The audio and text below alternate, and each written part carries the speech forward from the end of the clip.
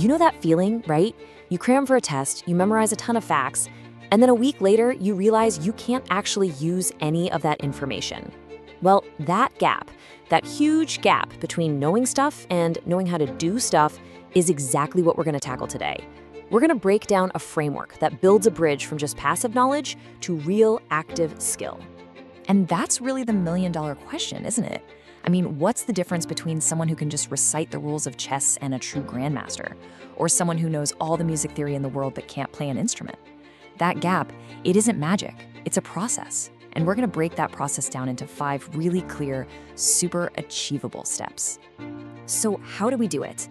Well, the answer is in this powerful idea called the skill hierarchy. The best way to think about it is like a blueprint for becoming an expert. It shows us that real learning isn't just one giant leap. Nope. It's more like a structured journey up a staircase, where every single step is built firmly on the one right before it. And here it is. This is what that journey looks like. You see, it all starts with just acquiring the basic knowledge. Then you have to find the motivation to actually use it, which leads you to purposeful use. From there, you climb up to problem solving. And finally, you hit the absolute pinnacle, the ability to create and lead. So let's start at the very bottom, with the foundation of this whole thing. Everything, and I mean everything, starts right here. You just can't build a house without a foundation, right? Well, in the same way, you can't build a genuine skill without the raw material of basic knowledge. It's step 1 for a reason. So this first level, it's all about gathering the building blocks. We're talking about the vocabulary, the definitions, the core facts, the what of any subject. But here's the critical part. This is where most traditional education starts. And honestly, it's often where it stops. And that's the problem. To make this really concrete, let's use a super simple example that we'll stick with: learning to ride a bike. At this first level, you're not even on the bike. You're just learning what the parts are called. You can point to the pedal, you know what the brake is supposed to do, you've got all the facts, but you still don't have the skill. Not even close. Okay, so you've got the facts. Big deal, right? Facts alone don't really get you very far. So how do you turn all those facts into actual action? You've got to build a bridge. This is where we cross over from simply knowing things to actually doing them. Now, this is where the framework gets really, really smart. It makes this brilliant distinction. First, you need level 2, that spark of motivation. That's your why. It's the reason you even want to act. But that's not enough. You also need level 3, which is the action itself, the purposeful use of your knowledge to get something done. That's your how. And you absolutely 100% need both to get anywhere. Let's go back to our bicycle. Your motivation, your why, that's seeing your friends riding to the park and thinking, hey, I want to do that too. The purposeful use, well, that's you finally getting on that wobbly bike, pushing the pedals, and desperately trying to balance. You are actively using your knowledge of what pedals and handlebars do to achieve a very, very specific goal, trying not to fall over. All right, now we get to climb to the very top of the hierarchy.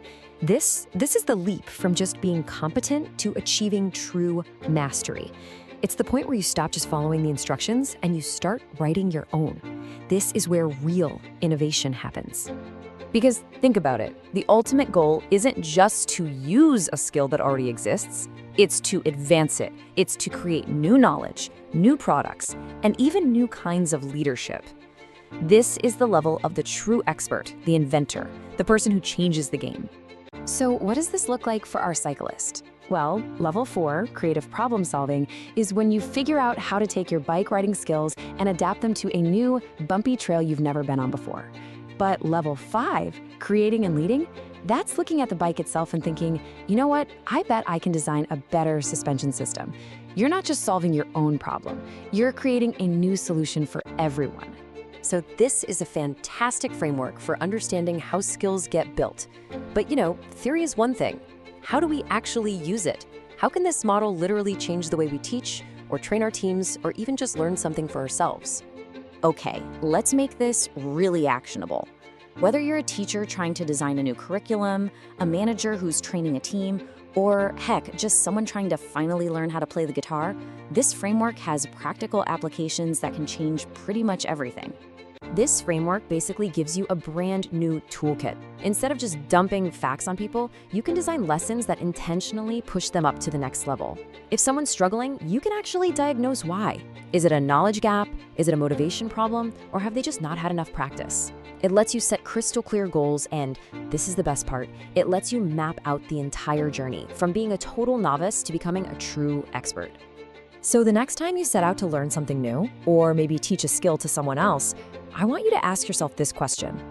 Are you just laying down some bricks, or are you trying to build a skyscraper? Because knowing the difference, well, that's everything.